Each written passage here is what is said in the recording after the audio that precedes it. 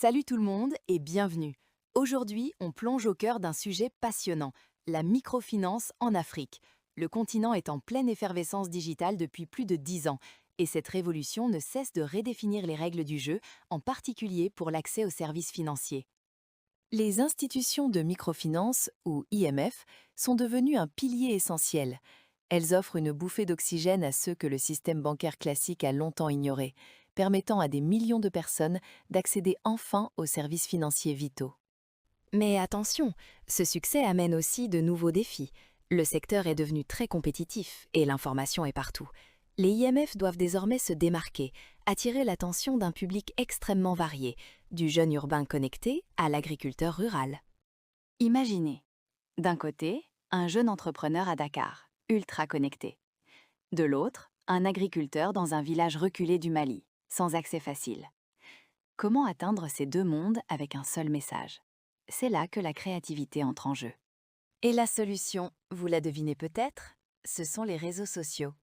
Ils ont révolutionné la manière de communiquer. Ils permettent de gommer les distances, de créer un lien direct et de bâtir cette confiance essentielle entre l'IMF et ses clients, peu importe où ils se trouvent. Fini le temps de la simple diffusion d'informations.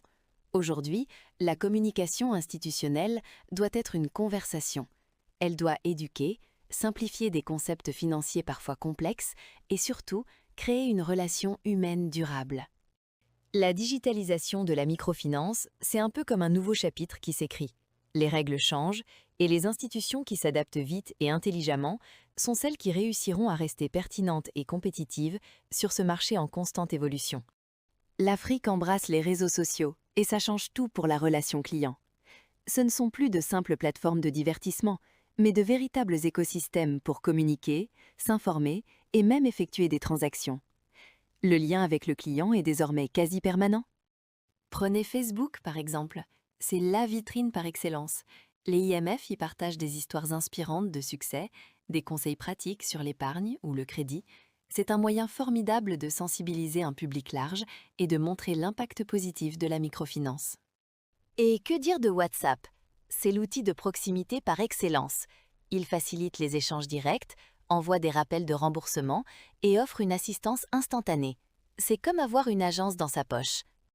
Quant à LinkedIn, il ouvre les portes du monde professionnel. C'est là que les IMF trouvent des partenaires, attirent des financements internationaux et renforcent leur présence à l'échelle régionale, notamment pour celles présentes au Cameroun, au Gabon ou en RDC. On passe d'une logique de vente de produits à une logique de relation. Il s'agit d'engager le client, de le fidéliser et de construire cette confiance précieuse. C'est une approche beaucoup plus humaine et durable. Raconter des histoires, c'est puissant. Montrer des personnes réelles, comme à Madagascar ou au Cap-Vert, dont la vie a été transformée grâce à un microcrédit, ça donne un visage humain à la finance et ça inspire confiance. C'est ça, le storytelling qui résonne. Mais comment parler de taux d'intérêt ou de budget de manière simple? C'est le rôle de l'éducation financière. Les IMF doivent être des partenaires pédagogiques, simplifiant ces concepts pour que chacun puisse prendre des décisions éclairées. Parler la même langue, au sens propre comme au figuré, c'est fondamental. Utiliser le Wolof au Sénégal, le Bambara au Mali ou le Swahili en RDC, ça crée une connexion culturelle forte et booste l'engagement. C'est ça, l'ancrage local. L'interactivité, c'est la clé de la fidélisation. Les sessions en direct, les jeux, répondre aux commentaires, tout cela crée un dialogue permanent. C'est un échange où la confiance, la transparence et l'écoute sont les piliers d'une relation solide. Mais comment gérer tout cet afflux de clients généré par le digital? C'est là que la technologie entre en jeu.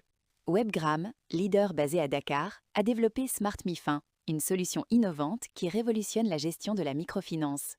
SmartMiFin, déployée dans de nombreux pays, est une plateforme complète. Elle automatise l'analyse de solvabilité, sécurise les transactions et est interopérable avec le mobile money, facilitant les dépôts et retraits. C'est l'outil qui garantit transparence et conformité. Bien sûr, le digital apporte aussi son lot de défis. Et réputation, sécurité des données, il faut être vigilant. Mais en mesurant la performance et en intégrant l'IA, notamment les chatbots, on ouvre la voie à une microfinance encore plus connectée et efficace. L'avenir est prometteur. Une microfinance connectée, transparente et profondément ancrée dans les réalités locales. En combinant innovation et stratégie, l'Afrique a l'opportunité de construire un modèle financier qui favorise une croissance inclusive et une prospérité partagée pour tous.